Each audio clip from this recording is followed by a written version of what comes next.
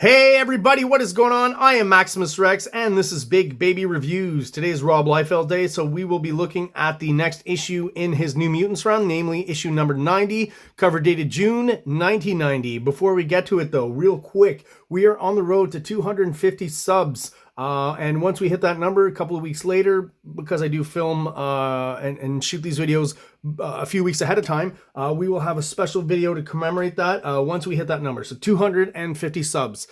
Looking at my analytics, we are a humble channel. I appreciate very much the 140 or so subs I do have up to this point. But that is basically just 11% of the people who are actually watching the videos. 89% of my views are actually from people who are not subscribed. So if you could please do so, I would be greatly appreciated. It helps to promote and grow the channel and keep the videos coming. So please, if you want to help out, I would very much appreciate it. Subscribe to the channel and keep checking out the videos. Moving on then back to this issue of the New Mutants, starting with the cover. One little cool aspect of this is we've had a run of covers inked by Tom McFarlane. This one is actually a rare piece inked by Williams, Scott Williams, who, you know, eventually kind of became pretty much Jim Lee exclusively, Jim Lee's inker. In and around this period here, he was still doing jobs for people here and there. He inked a bit of McFarlane, he inked a bit of Liefeld. I'm pretty sure he probably did some Portatio at some point. So this is one of those rare occasions where he inked some Liefeld to pretty good effect overall. There's something, I don't know what it does to what his inking does exactly to Rob Liefeld's pencils here, but there's more of a volume or roundness, I would say, to the Liefeld characters, a little less flat. He just brings, I guess, with the line weight and stuff, he just gives everything more volume and roundness, but without taking anything away from Rob Liefeld. In a weird way, I've always thought this, just the face here kind of looks like a, you know, proto J. Scott Campbell. Like J. Scott Campbell got something out of this face here and worked it into, you know, there's almost something akin to his style, at least in maybe the arm and the head and some of the anatomy, if not so much the proportions. Well, you know what? J. Scott Campbell did tend to have fairly long legs, at least originally when he started out on a lot of his characters. And J. Scott Campbell is an Arthur Adams fan. Rob Liefeld as well. They were both kind of taken a little bit from there. So, you know, maybe I'm onto something. I don't know. So the cover is pretty pedestrian other than that. Just, you know, a quick trick that Liefeld's using here to pretty good effect. I don't know if it's Liefeld or if it's Williams, but this kind of texture in the back here just makes the image much more dynamic. So it's basically just a bunch of characters pretty much standing around, other than Wolfsbane here. Is that Wolfsbane? Not quite sure. No, that is Wolfsbane. Feral comes later.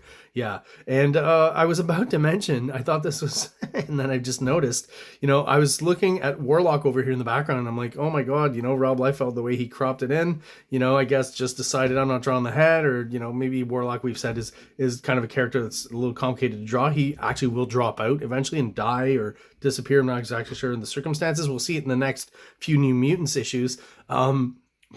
But then now realizing that he's just kind of extended his neck here. So I will give Rob Liefeld some extra points for being clever there and fooling me real quick before I had analyzed and taken in this whole illustration. So without further ado, we're going to crack her open and have a look inside. Let's see, we should be just about centered here. All right, so one kind of cool thing that we have in this issue, we have an appearance by Sabretooth, right? We got him here. A lot of text here, I guess, to have to explain, prologue, what's going on here. Not going to get into that, as I've said a lot of times. There are moments where I will talk more about story, but generally, as long as I have a general sense of what's going on in the plot, I mostly focus on the art in these videos. At least with the image guys, you know, that's kind of part and parcel, I think, for their style. The writing tends to be secondary, a little weaker, no offense. You know, I'm still into the comics and I'm very much into the visual aspect of these comics, right? So tune in though this Sunday. I do have a story, a comic for Wildcard Sunday that is purely based on the story, and it's a doozy and pretty hilarious to me anyways. So maybe you'll tune in, check it out, because it's maybe hilarious to you as well. So not much on this first, just kind of setting the scene here, I guess, in the sewers, right? Because I know there's Morlocks and stuff in this issue. And of course, Liefeld, in around this time, did a lot of these, even in Youngblood as well, for a few years there. I think he probably still does them to this day. I haven't seen much recent kind of Liefeld comic book artwork, but I get a sense that he still does this a lot. It's kind of one of his tropes. It looks cool. I have nothing against it. It is honestly a little bit annoying to flip the comic, but I mean, that's, that's a comic nerd kind of gripe, right? We are getting some kind of, cool double page splash rather. With, again, I've said this before, I love I can't talk today, double page splashes where we get insert panels as well, so at least we get a little bit of storytelling. It's not just gratuitous, so I think that's done to pretty good effect here. Really, the double page spread is only half of the image here, so we get, the classic kind of cat-like, wolf-like character jumping ahead. It's a very, very reminiscent of a Wolverine pose there, and we're starting to get some of that wild Liefeld hair and fur and stuff, and this texture is starting to kind of settle into using that. And I feel once he starts inking himself, it'll be a little more obvious. I feel like he's pretty much got it down here at the top of Shaft's hair in Youngblood, right? That kind of look.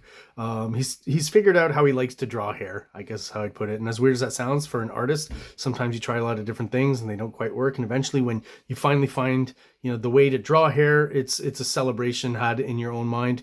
Because generally anyone around you doesn't really care what a success you've had at drawing hair. It's the life of the artist. So what a few other things I wanted to mention here. Sabretooth's butt. Just, I mean, is that his suit? Is he just wearing kind of like a weird kind of cut off Speedo deal there? I've just always thought that was a little bit weird. I think usually the Speedo is kind of part of his costume, and this is not a skin tone, but it's looking like in some of these shots like Sabretooth is almost naked or going to like a European beach. We have this character, I forget, is Caliban or Caliban, I'm not quite sure. Oh, here we go, Caliban. Kind of, I'm not sure if Liefeld designed him. I think so. And it is, I would say, an interesting design, right? Not that he's a character who came, oops, see how I got confused there, who got particularly, yeah, I feel like, oh, is that a production thing? Should the page be this way? You guys talk about it. Let me know in the comments. Make sure that's centered again. Oh yeah, and this is one thing I wanted to mention about this issue as well, seeing the shot here now. I'd really, really enjoy and like how Liefeld, almost like Jack Kirby used to do back in the day. I feel like Kirby would do it because of inattention and moving on and drawing so many pages. He would forget some of the, actual character designs and costume designs, and they would change and details would kind of pop in and pop out. So Cable is known for this, and it kind of became a trope that Cable almost never has the same costume twice. And I guess it started with Liefeld. I don't think he did it consciously. I could be wrong, but just, as he's drawing that first version of Cable, he's thinking of this influence and that influence, incorporating into the costume. And then next issue, he's already seen something that was like, oh man, now I want him to have it, so I guess he worked it into Cable's look that Cable can have multiple looks. Cause I mean, from these 87 on, when Cable's introduced, there's so many costume changes up until Rob leaves Marvel to go to Image, right? And those last few issues he did there with McFarlane, for example, he's got the craziest costume, I think, of all in that one. Almost like a spacefaring Cable, I guess. He's like really the ultimate action figure, right? It's kind of how Rob designed him. So already from the cover to this, there have been changes to the costume. It's not the same costume, right? Still got a lot of good Rob Liefeld storytelling. He's kind of worked into this formula of throwing in a pretty cool big panel with a cool shot and lots of smaller panels to get most of the storytelling dialogue across, which I think is pretty ingenious in a visual medium. And we're starting to, feel that excitement from the kind of image style that's going to come about just probably in a year or so, really, because it starts in those last few Marvel issues, obviously, that these guys did before leaving for Image. Sorry, just really wanted to quickly go back and give credit where credit is due. So, A Tale of the New Mutants. Louis Simonson's the writer. Rob Liefeld is the penciler. Hilary Barta is the inker. Joe Rosen letterer. And Glynis Oliver is the colorist. Seems like the same letterer and colorist is on the Hulk, if I'm not mistaken.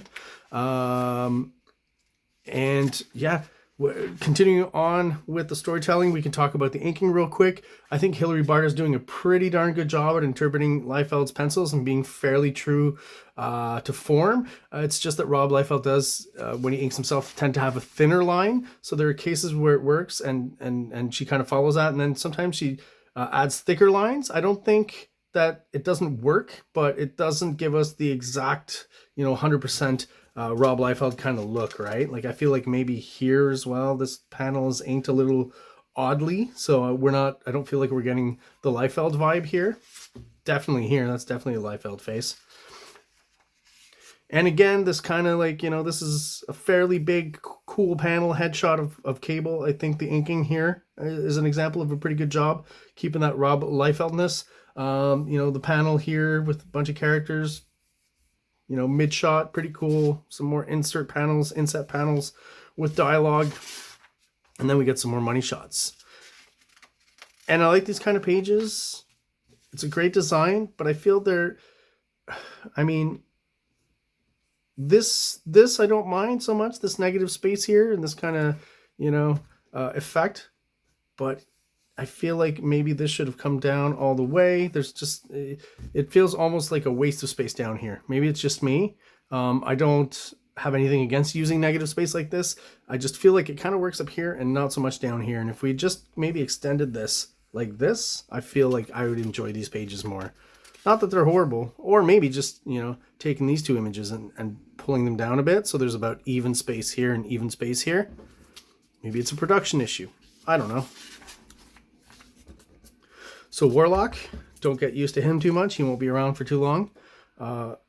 Probably with good reason. Not super fun to draw. Well, maybe he is. I don't know. I'd have to have a crack at him at some point if I was interested. A quick stat here. Same image, right? Twice. Saves a bit of time when you're on a deadline. Got some cool pages here. I think this is some sort of training regimen they're doing here. And once again, if I didn't mention it before, Cable's costume has changed again with this collar here, right? And over here, we got Boom Boom in the training room. Some more action, more Rob Liefeld action.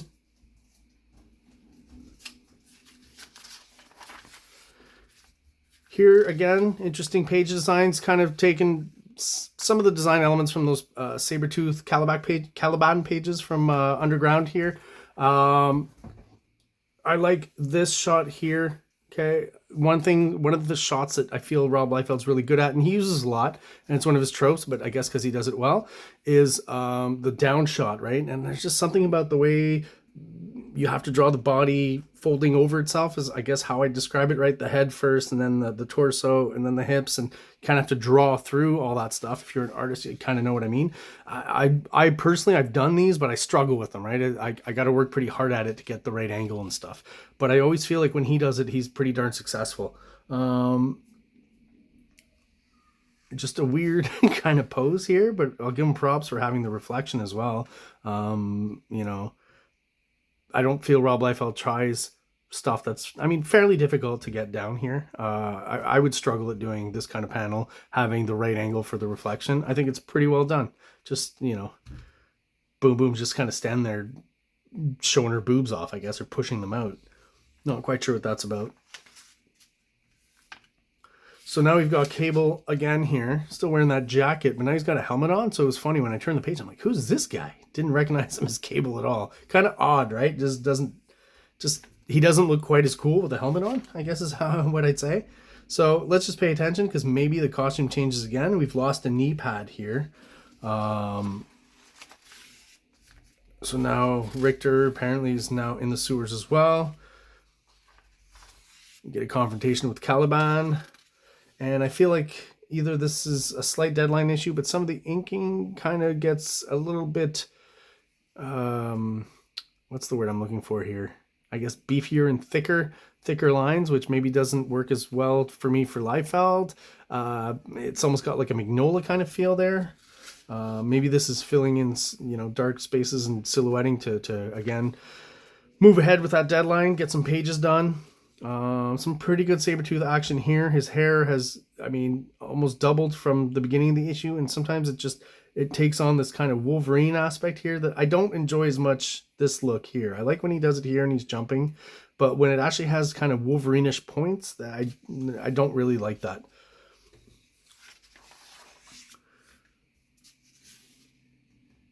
So again, pretty big shot, but with the insert panels, a little bit of storytelling. And here we are again with Cable, and I feel like once again the knee pad is back. He's added some pads pretty much everywhere. Yeah, the ultimate toy, basically, Cable, right? Cool though. I mean, it just fits with that time period, that extremeness, right? I mean, they called it Extreme Studios. Is it pretty consistent from this page to the next? That would make sense. Yeah, we got the collar, got the headdress, no antenna here. I guess he pops it out once he's using it here. And of course, the LIEFELD huge gun. And this is kind of those first, you know, iconic New Mutants / eventually X-Force splash pages that we're going to get from LIEFELD, you know. That kind of composition, the characters just kind of coolly standing around with their gear. Kind of the beginning of that here. And I think the inker has done a great job here. I'm also wondering, Rob has talked about when he was at Image and doing Youngblood and stuff, even when he got other inkers, he would still do the faces. I feel like for certain money shots, maybe even specifically this page, I feel like this face here is just purely LIEFELD inked, right? It's got the smaller lines. It's got his kind of feel, where everywhere else we're getting a slightly thicker line, the gun here, right? The shadow on the bottom. And even these faces here, I feel like he did, right? If I go back some of the issue, because just now, because I mentioned that, I don't think he inked this face here, right? Possibly he inked this one. So this one, you see, it's not as LIEFELD-esque, right? It's not all his characteristics, where if you look at this one, even though it's small, if you zoom in, kind of look closely, that is wholly a Rob Liefeld face, especially in the inking and the application of those little lines, thin lines. But yeah, I mean, listen, this is the kind of stuff that got us excited as kids, right? This kind of Cable was basically the ultimate G.I. Joe. Take G.I. Joe and Terminator, combine them together, and basically you've got this guy called Cable. And again, real quick, that huge receding hairline. I mean, his hair starts like just above the eyebrows and then recedes all the way to the top of his head. Even his receding hairline is extreme.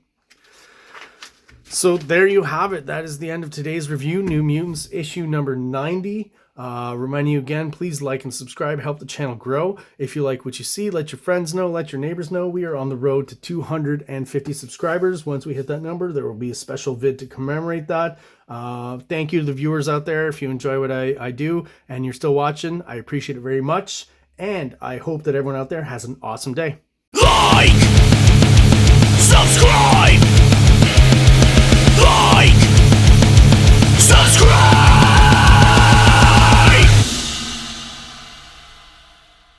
King Comics presents Big Baby, Volume 1, Issues 1 to 13, 204 pages of story and art. King Comics also presents Star Crasher one-shot, 32 pages, cosmic sci-fi surrealist adventure. You can find these fine comics at KINGCOMICS.CA, at MaximusRex13 on Instagram, or on Facebook, MaxRex or Big Baby.